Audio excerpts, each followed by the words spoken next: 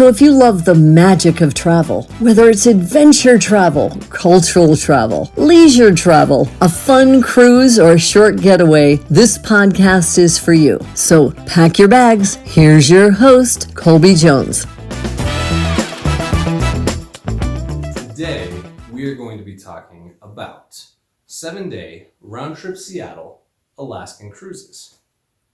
Now you're probably wondering, well, yeah, that's actually really good. Thank you, Colby.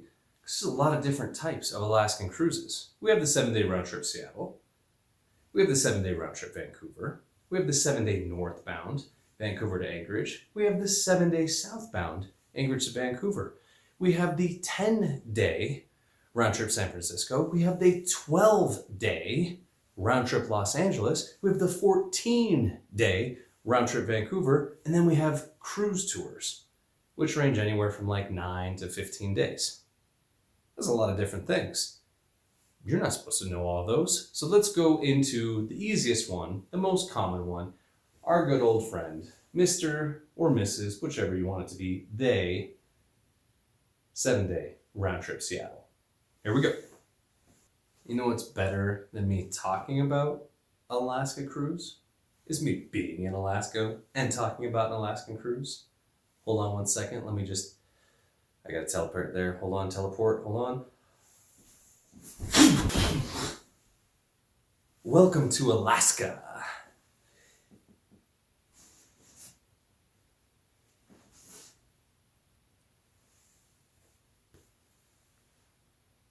I think we ended up in the right place. Let's try that again. Welcome to Alaska. Alaska. Alaska.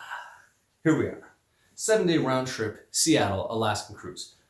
Let's learn about it. Quick on the itinerary, documentation required, everything we need to know. Why this is a good cruise for you.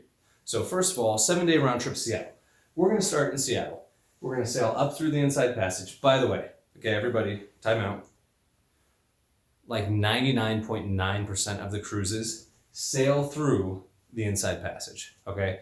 So you don't have to tell me, I want a cruise that goes through the Inside Passage, because they all do. The Inside Passage, not really that great. It's not, okay? Trace Arm Fjord, College Fjord, Icy Strait, those are great. Inside Passage, it's like there's a mountain, a hill, something. I'm not even sure what that is, a volcano, there's something over there. That's the Inside Passage, okay? All right, so time in. Inside Passage, they all do it. It's not really that important. All right, now time in for real. Okay, so we're gonna start in Seattle.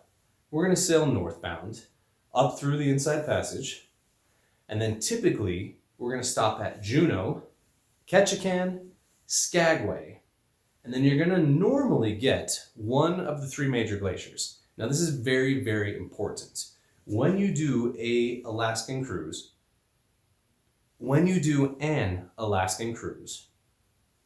you need to make sure you have at least one of the 3 major glaciers. There's actually 4 of them now that they go to. That's Glacier Bay, Dawes Glacier, Hubbard Glacier, and Sawyer Glacier. You want to see at least one of those. Oftentimes you might get 2. And there's a few itineraries that don't have any. I highly recommend you don't take those itineraries, regardless of the price. I don't care if it's $300 cheaper, you're gonna miss out and you're gonna regret it, okay? So, our round trip Seattle Alaskan cruises, we always wanna have one, why am I using my thumb? We always wanna have one of the 3 major glaciers. That's a must do, make sure you have it. And as I said, there's technically 4. Glacier, Hubbard, Dawes, Sawyer. Make sure that's on there, and you will. Our itinerary, Juneau, Ketchikan, Skagway. Sometimes Ketchikan and or Skagway is subbed out for Icy Strait Point, which is very neat. Some cruise lines like Holland America go to Sitka, also very neat. But generally speaking, Juneau, Ketchikan, Skagway, and one of our 3 major glaciers, Glacier Bay, Sawyer, Hubbard, Dawes, right? That's our itinerary. That's what you can expect. You're going to sail up. You're going to see everything. You're going to see the waterfalls. You're going to see the glaciers. You are going to be tucked down in this little crevice. And if you had a strong enough arm, you could throw a baseball and hit the shore on either side. That's how close it is. And then straight up, for hundreds, thousands of feet, are these big sheer cliffs with waterfalls and glaciers. It's peaceful, it's quiet, it's serenity. It's amazing. It's a must-do itinerary. I've done at least 30 Alaska cruises. Just the cruise, not even the cruise tour. At least 30. I'm not kidding. I've done them. There was a point where I did like 5 or 6 every single year. It was insane. But I never got sick of it. It's that pretty. It just, well, we'll save it for when you get there and you can come back and tell me. I know. Yeah, we know. It's a must do. You're going to love it. So that's our itinerary. Now, does it matter which side of the ship you're on? Not really. Because you're doing round trip, whatever you miss going up or going back, you're going to get on the other side. If you go early enough in the year, so May, June, you're going to get sunsets here on the west side, okay? If you go July through August, you're going to be in 24-hour sun. So keep that in mind. If you're a light sleeper, whether you want a balcony or not, they do have their best versions of blackout curtains. They do a pretty good job, but if you're really light sleeping, you might want to consider that when you're looking at your room. Alaska is one of the only itinerary, okay, that's not true, it's not one of the only, it's one of the like few itineraries that I almost require you to get a balcony. Of course, I can't require you, and you're the boss, so you tell me. But of all the experience I have, this place, you need a balcony. And let's look at that really quickly as to why, because this is very important. So not only is there just infinite scenery, glaciers, waterfalls, you will see whales from the ship. You're going to see them. You're going to see porpoises. That's right, I said porpoises, like a dolphin. They're there. You're going to see seals. You're going to see probably otters too. You might see some bears from the ship, probably not. Of the 30 plus Alaska trips I've done, I think I've seen bears from the cruise ship itself on the shore maybe 2 or 3 times. Pretty rare, but it can happen. Same with moose. Now, at these other ports of call, you definitely will, but we're not talking about that. We're talking about from the ship. There's a lot to see. You want a balcony to see it. There's too much to see. Now, here's another big reason why. Most ships are about half the cruise ship on insides and window cabins, and then the rest is balconies. So you might have a ship that holds about 2,000 people, and 700 of those might be balconies. That's nice, but that still leaves you, 1,300 people that don't have a room with a view. So guess where all of those 1,300 people are going to go? They're going to go up here on the top decks because they want to see.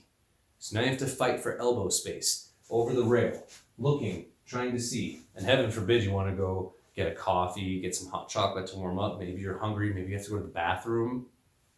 Well, guess what? You leave, somebody's taking your spot. Okay? Now you don't get to see anything. And even worse, and it's not too often, but there are times when it can. And it's Mother Nature, so she doesn't care. She's going to do what she wants to do. But if you get rain or just crummy weather, then 1,300 people are now going to be inside in the lounges and areas with windows where they can stay dry and warm. It's going to be packed. You'll never find a spot, and you're going to miss out on all the scenery, especially when you hit places like College Fjord, Icy Strait Point, Tracy Arm Fjord, one of the 3 major glaciers. 1, 2, 3. Remember that. It's not good. It's not fun. Get yourself a balcony. Your balconies are almost always covered. So even if it's raining, you can still sit out there and see everything. You won't get wet. Okay? It's a must. Alaska is a must for a balcony. Just trust me on that. I've never had anybody regret it. I have always had people regret not doing a balcony. I've never, in the thousands, and I mean thousands, probably not millions yet. I don't think I've sent 1 million people to Alaska. I don't know. Never really counted. Definitely thousands. All of them have thanked me for the balcony. They've all said it was worth it. Not one said, I wish I didn't do the balcony. Get a balcony for your Alaskan trip. What else makes the round trip Seattle-Alaska cruise really, really nice? Well, airfare.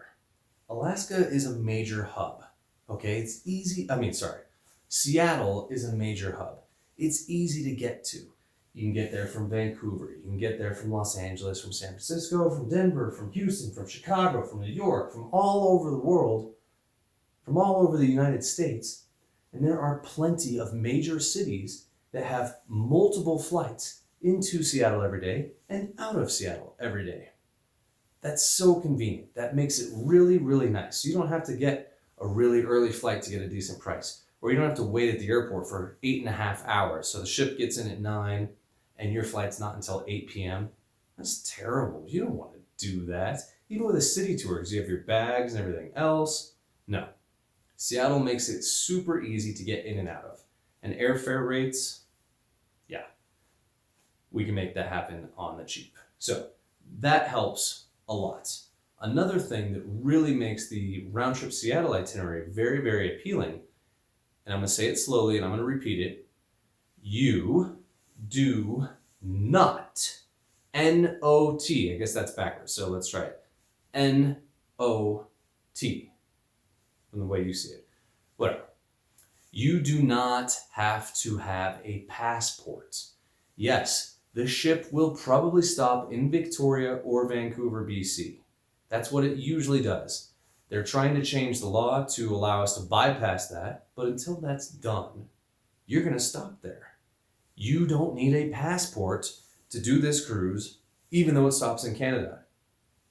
You don't need a passport to get off the ship in Canada.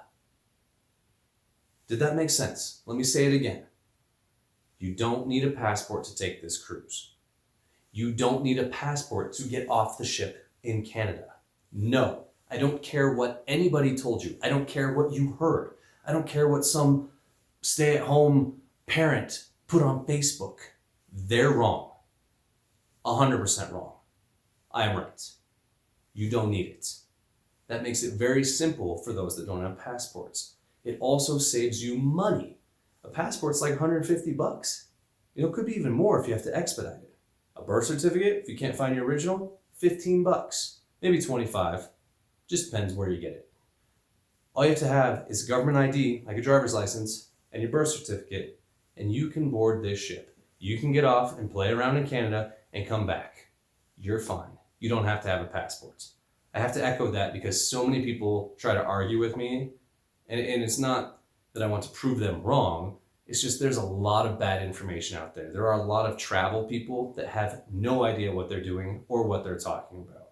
And since we're kind of on that subject, I don't want to diverge too much, but pro tip, and take this one to the heart or the brain or whatever the saying is.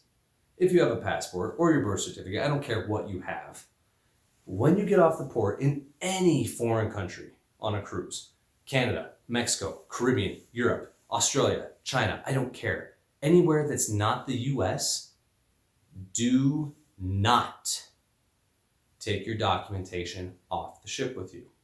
Your passport stays in your cabin on board the cruise, ideally in the safe. Your birth certificate stays in the cabin with you on the cruise, ideally in your safe. Your passport card stays in the cabin with you, where?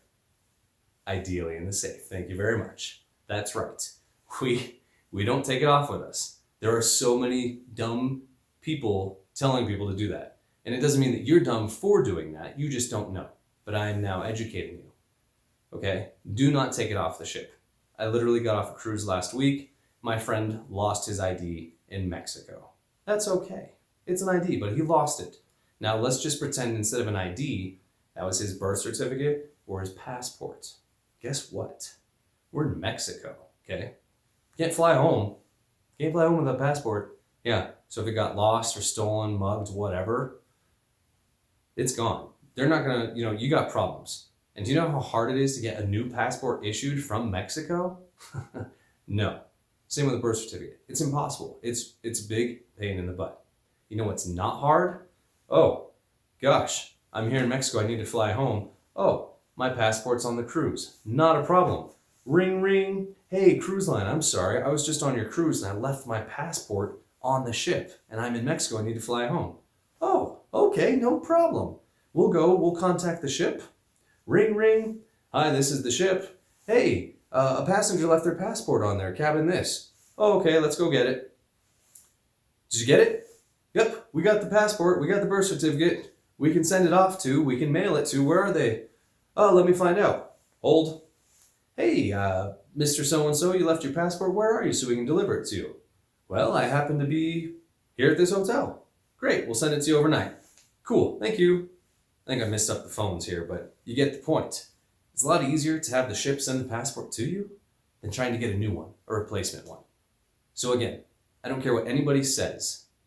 Do not take your travel documents with you. They stay safe in your hotel. They stay safe on the cruise ship. They stay safe.